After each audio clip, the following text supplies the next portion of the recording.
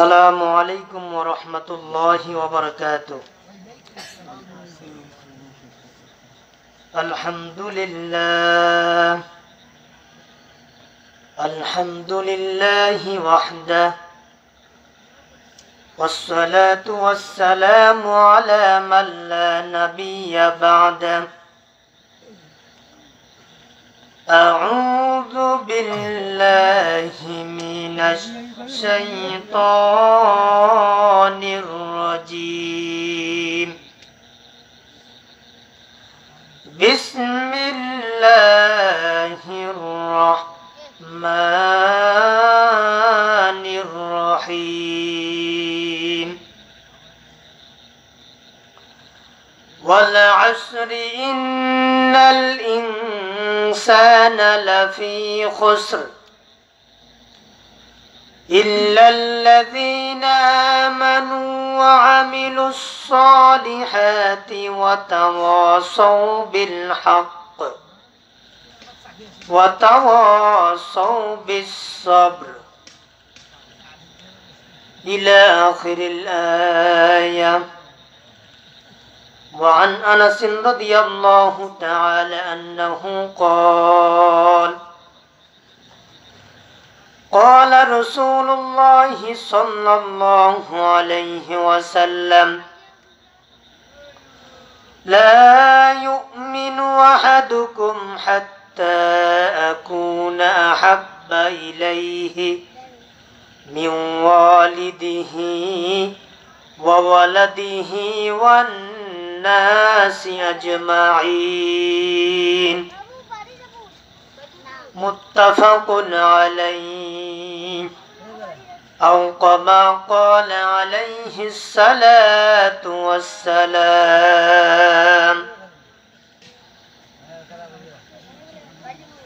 إن الله وملائكته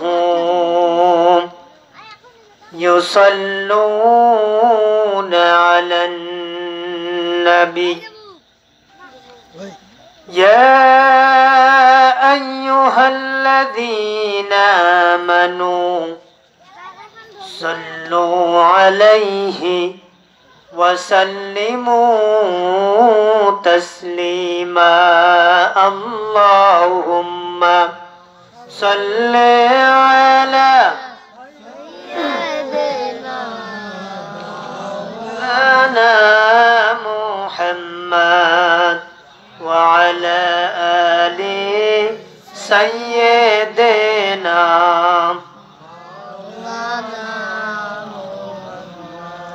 মুহাব্বতের সাথে সকলে বলেন আল্লাহুম্মা সাইয়্যিদিনা মাওলানা মুহাম্মদ ওয়া আলা আলি সাইয়্যিদিনা।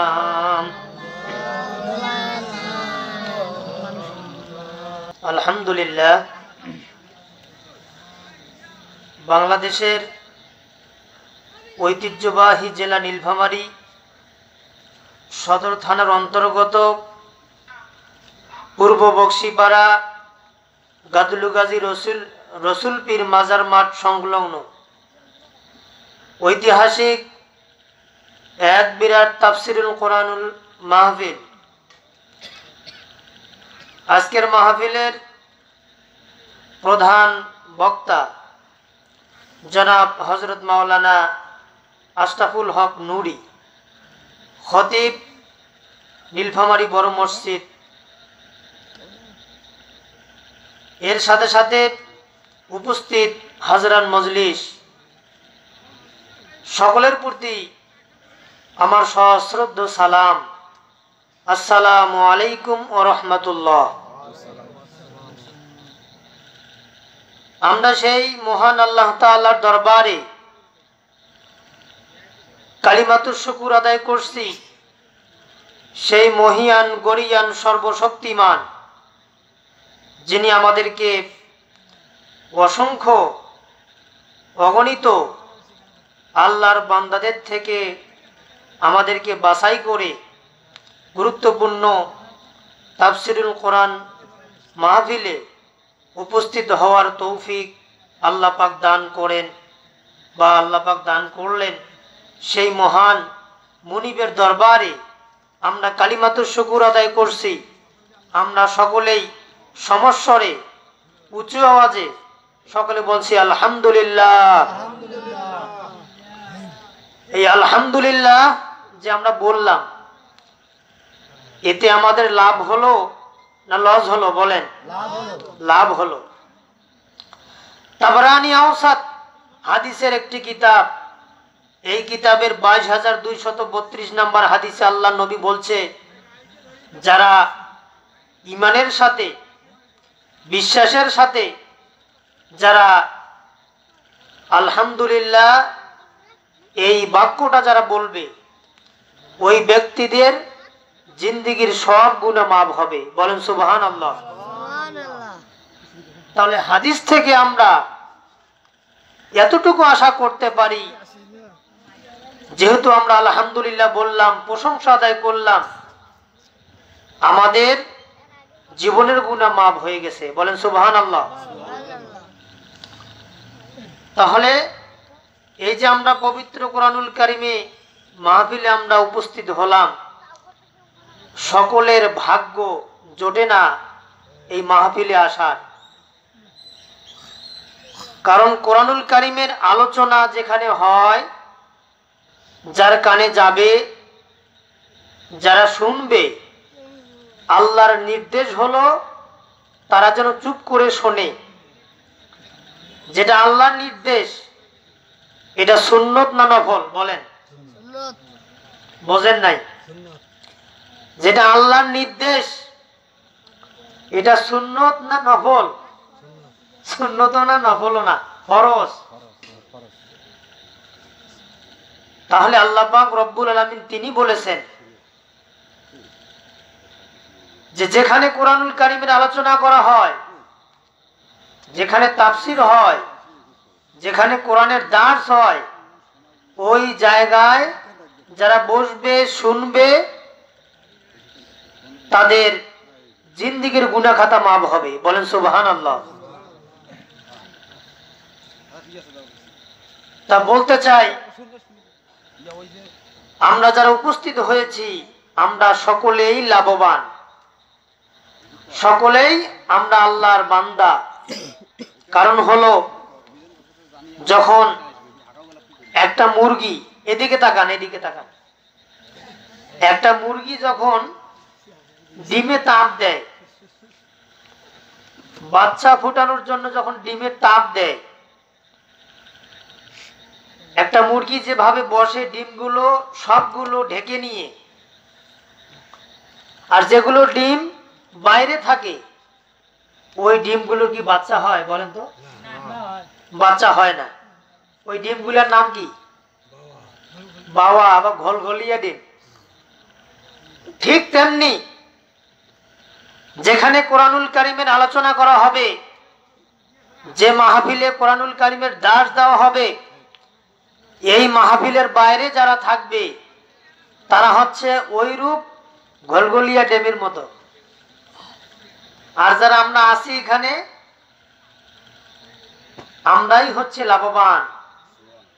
এজন্য আল্লাহ পাক রব্বুল আলামিন পবিত্র কোরআনুল কারিমে অসংখ্য অনেক অনেক কথা বলেছেন, যে কোরআনের এত মর্যাদা, কোরআনের এত মহত্ব, এত বরত্ব, এত শ্রেষ্ঠত্ব যদি আমরা বুঝতে পারতাম, যদি আমরা জানতাম, এখানে একটা মাহফিল হচ্ছে, লোক মুষ্টিময়, কয়েক কোটি লোক, কয়েকজন লোক। আল্লাহর নবীর এটা বক্তব্য, তিরমিজি শরীফের 305 নম্বর হাদিস। আল্লাহর নবী বলেছেন, যারা কোরআন শুনবে, আমলের নিয়তে শুনবে, শোনার পরে আমল করবে, তার আমলনামায় 500 কবুলিয়াত নফল সালাত পড়ার যে সওয়াব আল্লাহ পাক আমলনামায় দান করেন। বলেন সুবহানাল্লাহ। 500 রাকাত। কত রাকাত? 500 রাকাত নফল নামাজ, কবুলিয়াত নামাজ, যে নামাজগুলো কবুল হয়, এই নামাজগুলো 500 রাকাত নামাজ পড়লে যে সব হবে, এই সবগুলো আল্লাহ পাক ওই ব্যক্তির আমলনামায় দান করেন যারা মাহফিল শোনার জন্য বসছে। বলেন সুবহানাল্লাহ। এটা লাভ না লস আমাদের? বলেন লাভ। তাহলে 500 রাকাত নামাজ কবুল হওয়া নফল নামাজ, এটা কম কথা নয়।